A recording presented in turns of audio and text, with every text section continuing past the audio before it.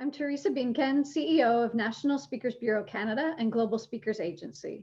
We envision a world where the sharing of ideas inspires action toward a better future through bringing you thought leaders and expert speakers to your conferences, events, or training sessions, live, online, or hybrid.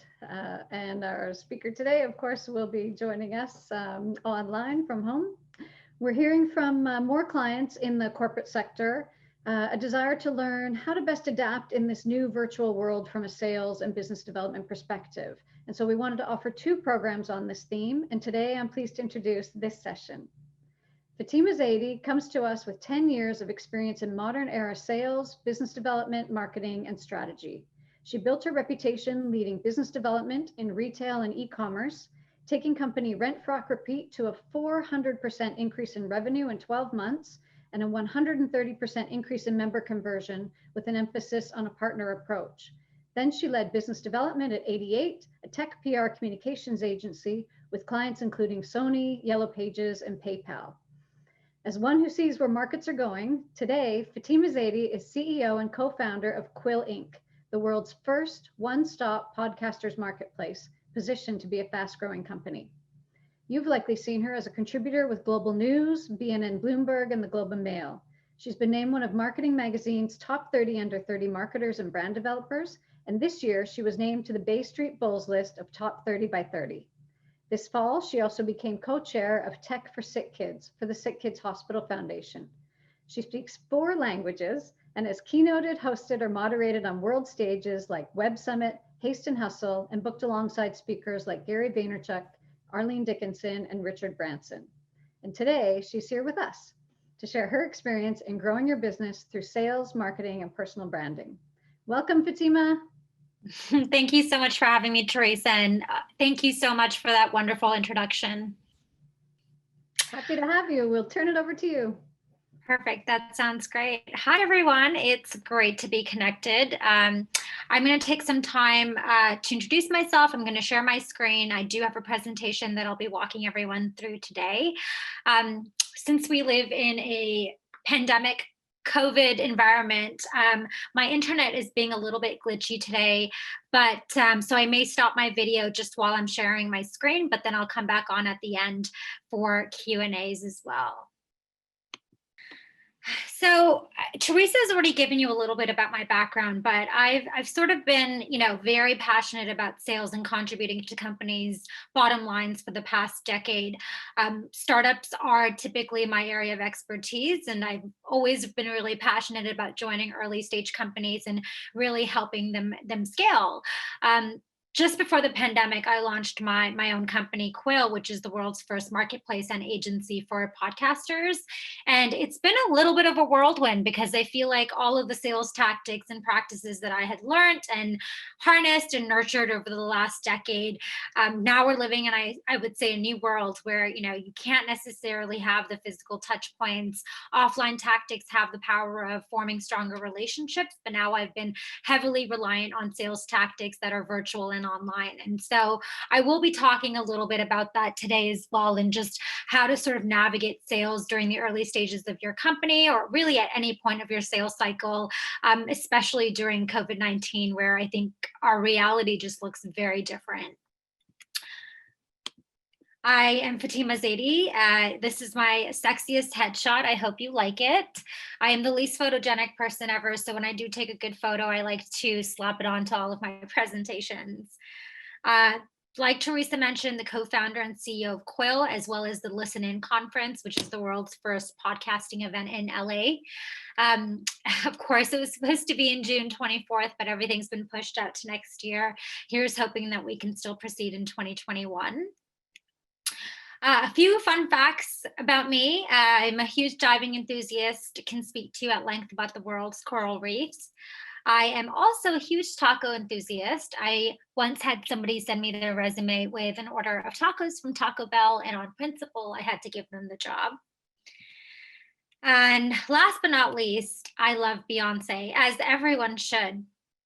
My former team got me a Starbucks mug with Beyonce engraved in it, and I take this mug with me everywhere I go. I'm actually drinking from it right now.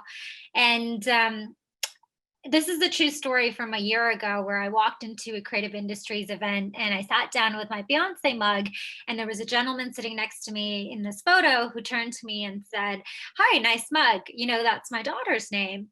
And I thought and turned to him and said, "That's cool. You named your daughter after Beyonce. That sounds like something I would do." And he's like, "Nope, Beyonce is my daughter." And that is the highlight of my sales career. I was on a panel with Matthew Knowles and that much closer to my living idol. So today's learning objectives are pretty clear. I'd like to talk about ways that we can find new clients and avoid common sales mistakes. I really want to highlight, ways that we can network more effectively and reach prospects creatively, especially during the pandemic, where networking has definitely been put on hold, at least the traditional sense of how we know networking to be. We'll cover how to snag opportunities and really sort of move them through the pipeline to convert it into cases one. Most importantly, my favorite topic, how to scale startups. And then I will be ending with client engagement and sales tips during COVID-19.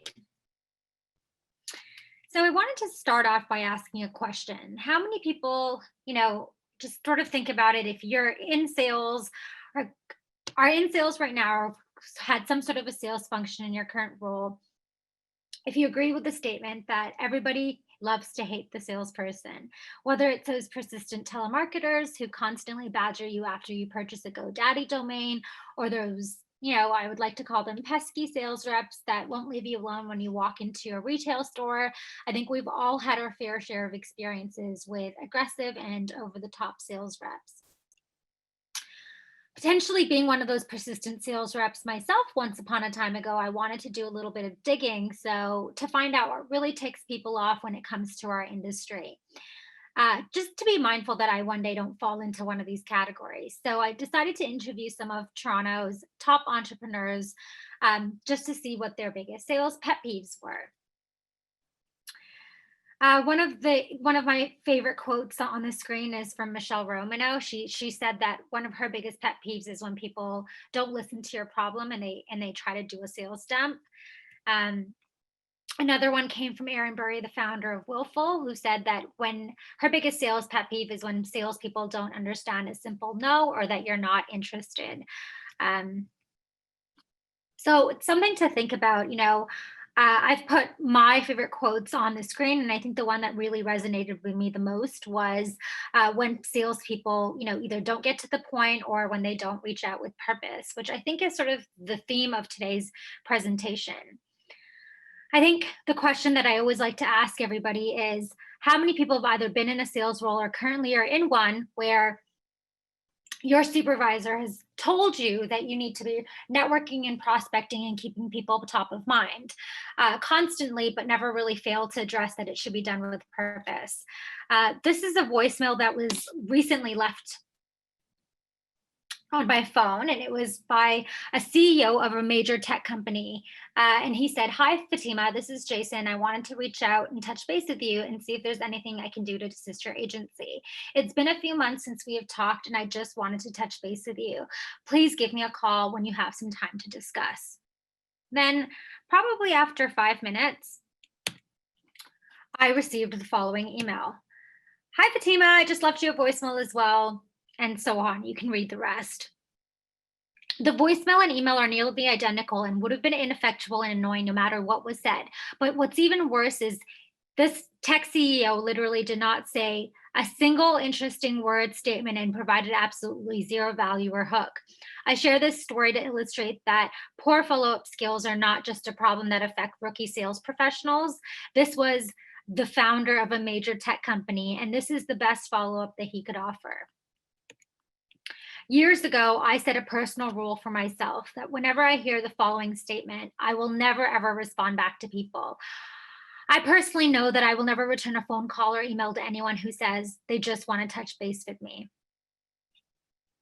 These words I personally think are these words combined, I find are such a useless statement that can be regurgitated from a salesperson's mouth. And really what it means to me from reading this email is that this person was only contacting me at his sales career because some misguided supervisor said that he should be keeping his network warm and staying connected with prospects, but failed to mention that he should be doing it with purpose.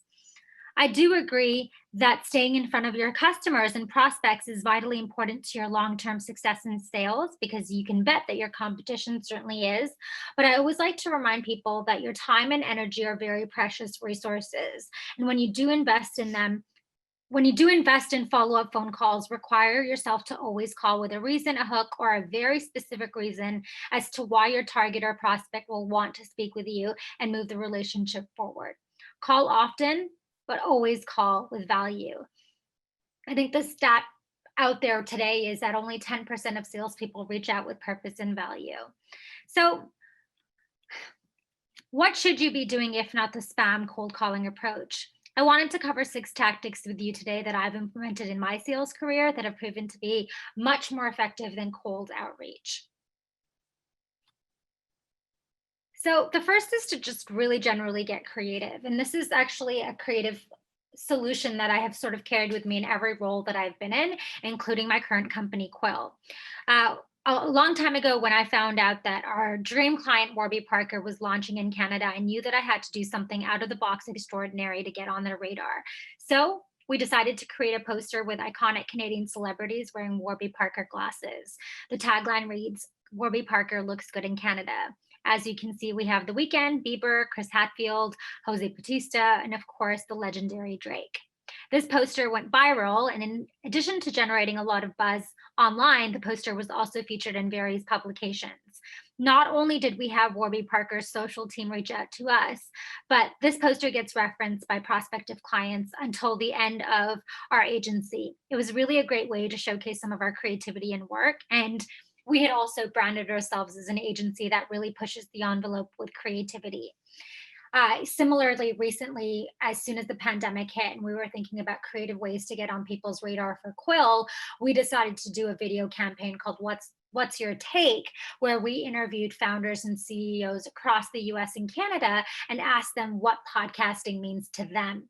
It was a really creative way to put out some really good content, but also get in front of our prospects that we were looking to pitch down the road.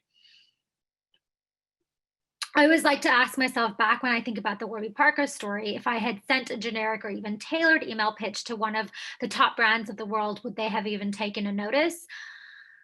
They're probably getting thousands of emails a day. And so the lesson that I learned there was solid, tailored ideas beat aimless communication every time. The second tactic is establishing partnerships. It's a little bit like back scratching. If B2B companies and agencies can find ways to scratch each other's backs, then everyone is happier. I have made it a priority since I've launched Quill and beyond to launch complementary partnerships with people who are offering services within our industry that may not be directly competitive, but that we can still provide leads and value to each other back and forth. And it's not just about, leads and referrals, but also about putting out content together, co-hosting events together, and organically reaching each other's audiences. Through our partnerships, we get at least 1 to 2 solid leads a day. So really something that I highly recommend if you're not focusing on, to sort of start implementing as a part of your sales channel.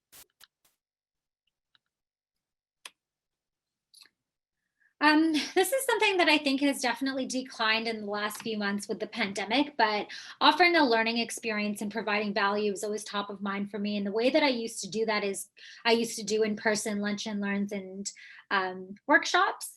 But in general, I would say hosting events, even if done virtually, are a really great way to showcase your expertise and a really great way to engage existing clients as well as engaging with new ones.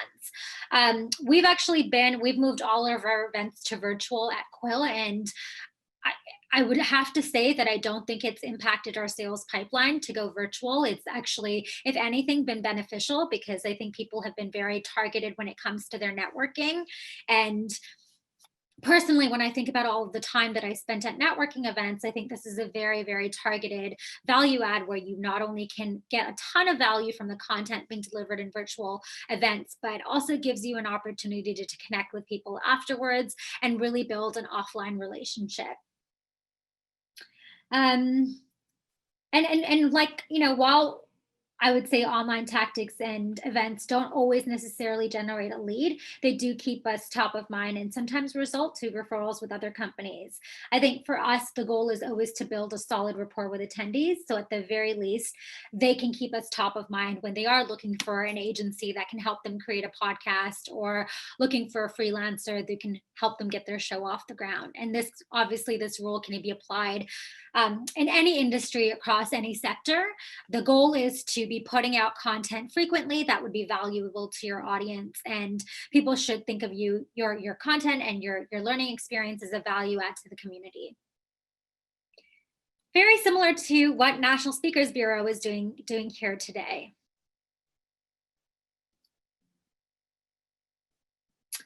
Everything you do should be solving a customer problem and tailored to their pain points. And I always like to say that if you can't succinctly explain how you're solving a customer problem, then you shouldn't be working with them.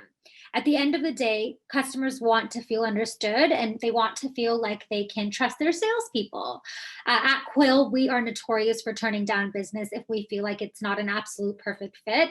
And I have found that that sincere approach to sales has actually led to more business being sent our way in the form of referrals.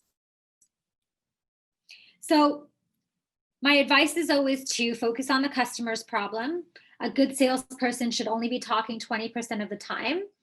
While the customer is talking, really take the time to listen to their pain points, their body language, visual cues, and how they say things. What gets them excited? Oftentimes, you can get so much intel from the customer in that initial conversation that will help you with your pitch or proposal or your next meeting. I always like to ask clients and customers if there's something in the proposal or final meeting that they need to see to help them make a decision. I never like to assume. Oftentimes, people will tell you what their decision will be based on, whether that's price, experience, or testimonials. That way, you can really tailor your close.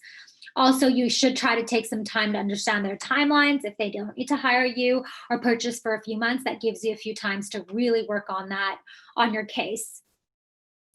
I always like to also say that make sure you know your competition. Competing for business is tough, and knowing the areas that you are more competitive than your competition can lead to that really quick close. Again, it's all about preparation. So do your research and make sure that you can make note of something that you are doing that your competition is not. This is oftentimes the biggest selling point, so you don't want to ignore it. Just off the top of my head, at Quill, we have a few different, I would say, unique selling propositions, but the three would be: we own the world's first podcasting enterprise event and conference in LA. So we have all of the relationships. We have an exclusive partnership with Spotify where we get access to proprietary data sets when it comes to podcast advertising. And we own the Rotten Tomatoes of podcasts. So those three unique selling propositions, I would say, are three things that I talk about in every sales pitch, because I know that's how we're going to stand out from our competition. And it always does the trick every time.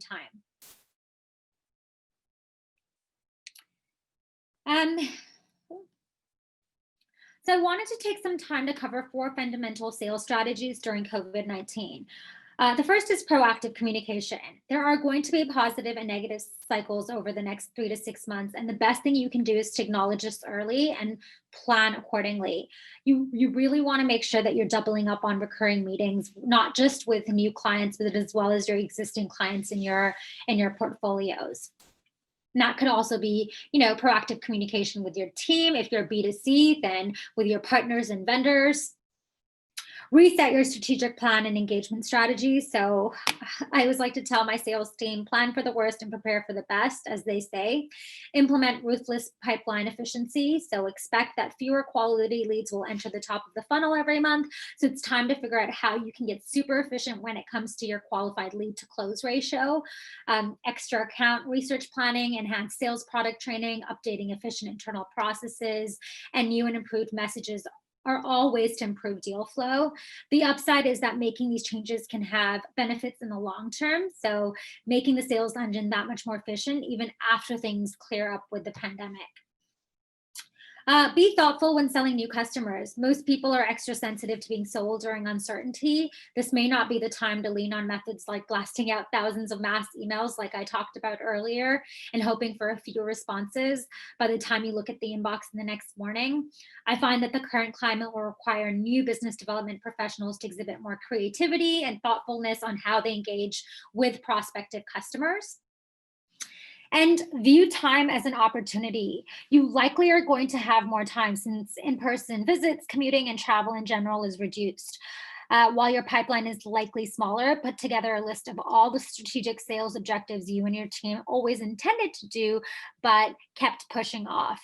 Do those things now. Yes, there will be work fires that need to be put out, but there are certainly there's certainly more time to be prepared to use that time to your advantage. So those are, a few things that I've learned, I would say in the last 6 months where I've been pivoting my sales strategies. And one of the things that I have noticed is that our existing customers have really stepped up to support us as well. So now might be a really good time to focus on whoever is already working with you, figure out if there's ways to upsell or pivot your products and services in a way that can really fit today's political climate.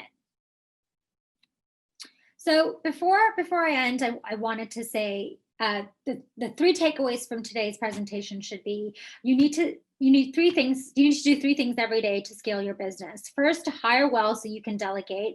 You'll never scale if you have to handle everything yourself. The second is to pick your battles. You don't want to spend days deciding on things like the perfect logo color. Your brand is going to evolve anyways.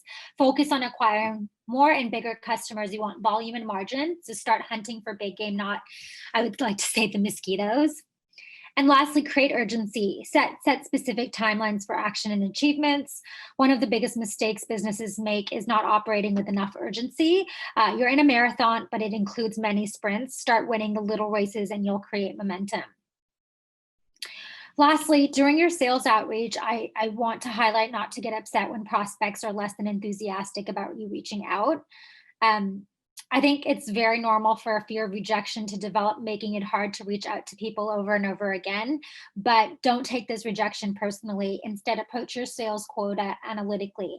How many prospective clients do you need to call in order to meet your quota? Figure out the number of contacts you need to make to close the sale. And then multiply the number of contacts by the number of sales you need to make. Every time you reach out, remember that getting your ducks in a row takes way more work than simply commanding those ducks to line up. Give yourself a sense of purpose and an end goal, and you will reach out to, I would say, a lot more prospective clients than you have before. I love talking about sales all day, every day. Feel free to reach out to me directly if you have any questions. Thank you to Teresa for inviting me to share my talk and sales tips today. I'm going to turn my video back on in case we have any Q&As. There we go. There we go. Good to see you again. Thank you for that. It was a great tactical walkthrough of some of the kinds of things to be thinking about, and appreciated you incorporating some of the things that you've learned over the last 6 months as we're going through a more challenging time. It definitely has been it's been an interesting 6 months, I would say, from just a learning perspective with the pandemic. And I would say that while a lot of industries, have definitely been significantly impacted, I think a lot of others have found their product market fit, even more so by reimagining in the short term what services they can be providing to clients. And so if you have the bandwidth to get creative and think about ways that you can support people that fits today's climate, I would highly recommend doing so. Mm-hmm. Thank you for that. And in terms of questions, we have a couple of questions that are coming in. So could you share, how do you re-energize after you've had a few back-to-back no's, and you're hearing the no?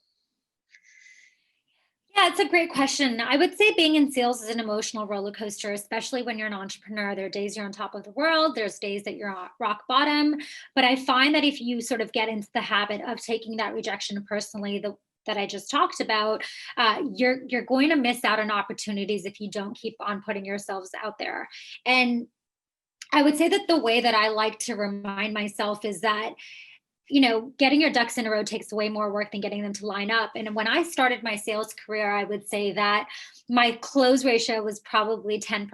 So for 10 proposals or 10 meetings that I had, I probably got 9 no's and that one yes. And so now my close rate is probably closer to a 70 or an 80%. That's come with, I would say, a decade of practice, as well as just really understanding the algorithm and formula for sales. I think anyone can figure out the technical aspects of using a CRM tool, moving your things through a sales pipeline, but it's really about providing as much value as you can to your customers. It's about building relationships that are long lasting and creating that inbound pipeline for you, and knowing that not everybody's going to say yes, being in the right place at the right time.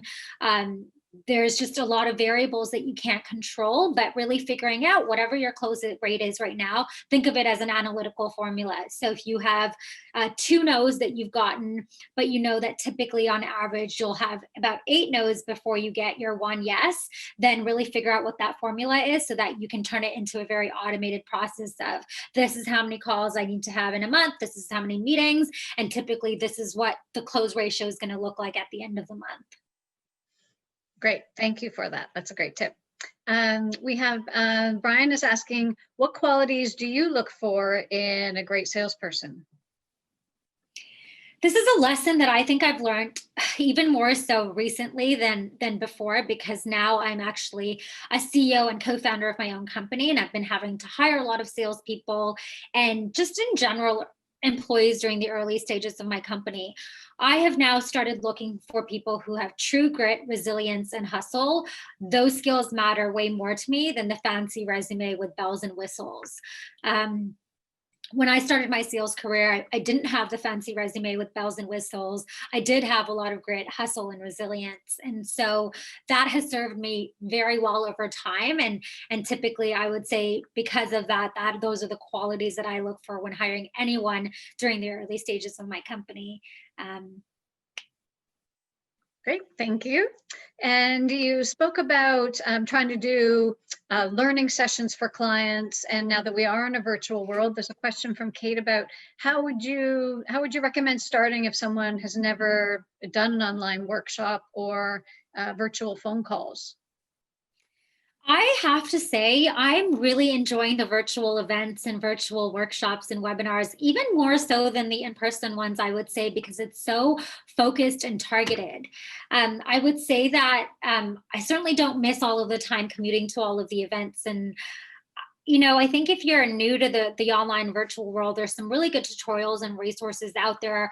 Lots of resources that you can tap into for, webinars and conferences. I use Zoom, but there's so many different ones. I would say that, a lot of these conference companies have definitely stepped it up, and they have started thinking about ways to really keep people engaged. So I know with the premium version of Zoom, you can now engage your audiences, you can do polls and surveys, you can have like special backgrounds and backdrops.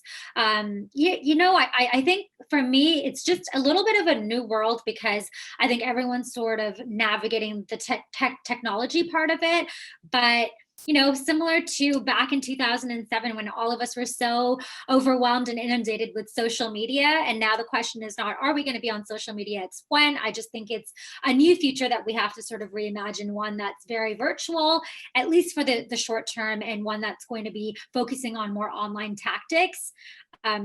I've been doing a lot of webinars and workshops, I would say, virtually in the last 6 months, and it has not impacted my sales results. If anything, I think it's helped us to become even more targeted and close even more sales leads, because we've been able to sort of eliminate all of the noise around, the commutes and, the small talk and the general, I would say, when you're at events and you're having to network with so many people, this way it's just a lot more efficient. So highly recommend trying virtual events, conferences. We have our ListenIn conference that we're supposed to do in LA in person, and we're just starting to think about how we're going to move that to virtual as well.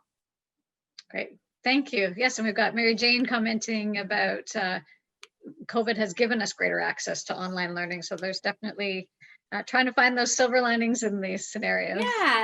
Yeah, I think it's going to be a new future, even when life goes back to normal. I think that there is an opportunity here for us to sort of reimagine how we use technology to connect with people. Mm-hmm. And we have a question about students and new grads. Do you have any advice for students or new grads who are considering careers as entrepreneurs or entering the gig economy? Yes. I get, when I graduated from university, I was having a really hard time finding a new job. And my mom told me to do, she calls it the rule of three. She said, do three things every day to keep your network warm, whether that's, inviting someone to go for a coffee, in this case, a virtual coffee. I'm asking to pick someone's brain, adding someone on social, writing a piece of content. She said, just do three things every day to keep your network warm. And this was, don't want to give away my age, but probably almost 11 or 12 years ago. And since then, I have done three things every single day to keep my network warm, and it has snowballed into the momentum and opportunities that I have built today. So I would say if you are a new grad looking for a job or an opportunity, you create your own opportunities. It's a really hard process, not going to take away from how grueling it is to find your first job. And it only gets better. It only gets easier. It only gets better. And really think about ways that you can build on your personal brand and create opportunities for yourself. It's probably even harder now than it was for me a decade ago. So I'm really thinking about all you new grads these days. Appreciate that. Thank you. And I know you speak from experience, and thanks to all the moms out there giving great advice too. Definitely. Yes, we are near our close, and I want to say thank you so much, Fatima, for bringing us your insights and your experience with some of the tips and tricks that you have used. Clearly, what we love about you is you're so passionate and invested in sales and relationships and partnerships, and it shows. So thank you. Thank you so much for having me, Teresa, and really appreciate everyone listening and watching today. And feel free to reach out if you have any questions. Thank you so much. We will provide a recording in our follow-up email to those who have registered, which will be available for a limited time if you're interested in some of the content from Fatima's slides. And as I mentioned, this is part one of a two-part focus on sales and business development. Next week, we welcome Hugh Gibault, CEO of Optime International, a world-class sales capabilities and training agency. We hope you'll join us, and thank you again to our audience. As always, we'd welcome an opportunity to help you program an inspiring and tactical session, especially to kick off next year strong for your team, your members, or your clients. And we hope you stay well and keep finding those silver linings. Thanks for joining us.